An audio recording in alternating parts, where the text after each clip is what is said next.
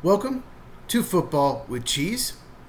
So in this video, we are going to recap the offseason of the Green Bay Packers. If you do not know, that is my favorite team. I'm a Packer fan. So I know a little bit more about them than other teams. This video could last 30-40 minutes. I will not do that to you. I try to keep these about 10 minutes. This one might go a little over like the Steelers and the Bears did. So the Packers last year went 11-6. 11-7 if you count the postseason. They lost basically 2 games to the Eagles, 2 to the Vikings, 2 to the Lions. Those were their 6 losses. They lost the Bears at home last game of the year. They pulled Jordan Love, pulled some starters, and they barely lost the game, so I'm not going to really count that. Well, Bears fans will. That's a big win for them. Whatever. But basically, they had trouble beating the 3 best teams in the NFC, record-wise. Lions won 15 games, Eagles and Vikings won 14. Those are the teams they had trouble beating. They beat all the teams they should. So they need to get over the hump. That's the main thing, is to get over the hump and improve a 1-5 division record, which is unacceptable. The only non-division loss was to the Eagles, once in the regular season and once in the playoffs. Obviously, the Eagles won the Super Bowl. The Green Bay Packers had the youngest roster in the NFL the last 2 years, and that's with their kicker being 33. He'll be 34 soon. So they are a draft and develop team. Basically what they do is fill the roster mostly with draft picks. Typically they trade down and then sign free agents to fill a specific need, but typically the free agents are 27 younger, to 24 to 27 years old. They don't go after the 30-year-old free agent that's on the decline. They typically don't take risks on older players, especially injured players. So that's kind of their style. They nailed the 2024 free agency, getting Josh Jacobs and Xavier McKinney. Josh Jacobs, the running back, got him from Vegas. Xavier McKinney is a safety from the Giants. I have no idea why those teams didn't keep those players. Really stupid. You could argue those were the 2 best players on the Packers team last year, and they improved from 9 wins to 11 wins. But like I said, they just could not get over the hump. They could not beat the really good teams. So it's pretty simple. They need to get over the hump. If they want to win the Super Bowl, they have to be able to beat good teams or they'll get in the playoffs again and they will lose. So, free agency this year. 2 key points I want to mention. They lost Josh Myers, their center, to the Jets, and then they lost Eric Stokes, a backup corner, to the Raiders. Those 2 players were terrible, especially Josh Myers. One of the big problems the Packers had down the stretch was the interior of the offensive line, specifically at center, was so bad. Josh Myers was just awful, and teams were scheming around it. They were blitzing right up the middle. They were throwing stunts at Josh Myers. He's terrible at stunts. The game against the Lions where they lost on a last-second field goal at Detroit was probably the worst game I've ever seen a center play. Josh Myers was that bad, and for some reason, he has started 4 straight years, or he had started 4 straight years. They needed to replace him after year 2. I knew that, and they just didn't. One of the biggest weaknesses for Brian Gutekunst is he'll use a high pick on a player and keep him out there way too long. I knew in year 3 Darnell Savage was a bad safety. Because he was a first-round pick, he started 5 years, and he was terrible for Jacksonville last year. Same thing with Myers. I knew after year 2 he was a bad center. They did not replace him.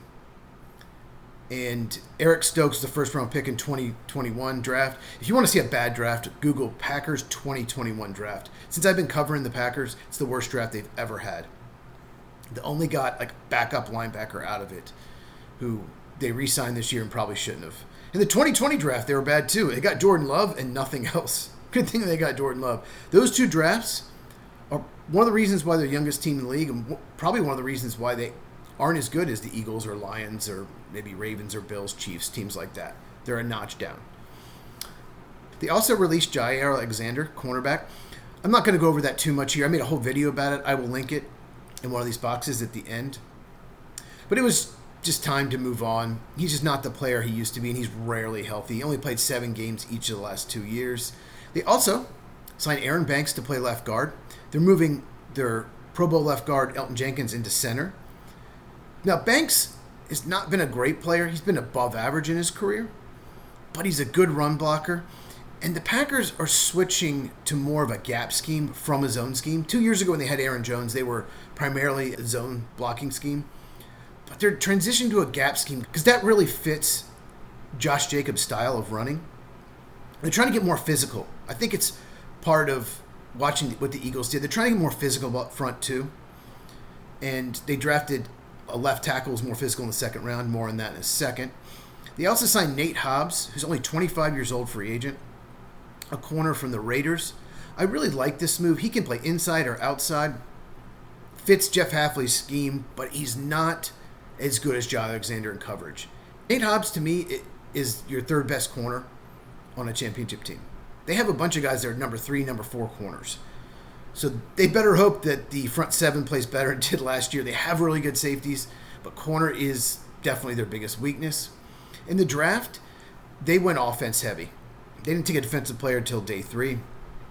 They went Matthew Golden in the first round. They hadn't drafted a receiver in the first round since 2002, 23 years. Coincidentally, the longest streak now is 19 years for a first-round receiver. That's the Pittsburgh Steelers. Every other team's done it in at least the last 12 years. But Matthew Golden, I get why they drafted him. I thought it was a reach. But he is really good route runner. He ran well, even though he didn't play to the 4.29, but he ran really well. He's so good at in-breaking routes, and he's got great feet. He runs great dig routes. Matt LaFleur loves dig routes, so I get it, and they really needed a receiver. He's the most talented receiver on the team now. In the second round, they went Anthony Belton. Picked him at 54. The problem I have with that was there was at least 20 players better on the board. Some people didn't have him in the top 90. I had him 76 on the board. I like him better than most. But I get why they did it. Because he's physical. Both their offensive tackles are free agents at the end of the year, and both are going to get well over $20 million a year, in my opinion. You can't pay both of them. So my theory is Belton will not start this year. They have Rasheed Walker at left tackle, Zach Tom at right tackle. More than likely, they'll try to extend Zach Tom. Let Rasheed Walker walk in free agency. He's just not a good run blocker. He's not a good fit for their new scheme. And then Anthony Belton will play left tackle in 2026. He played, if you believe the rumors, at 360 during his career at NC State. He's down to 335 at the combine. That's what they need him more, 330, 335. So with the weight loss, he'll probably be a better pass blocker. They must have just really liked him to use a second-round pick on him. Hopefully it works out. And Savion Williams in the third round, wide receiver out of TCU. He's like 6'4", 220. A Cordero Patterson type. That's a very good comp. He can be return man. He can run the ball. Not a great route runner at this point. Grading contested catches, but he's a big project.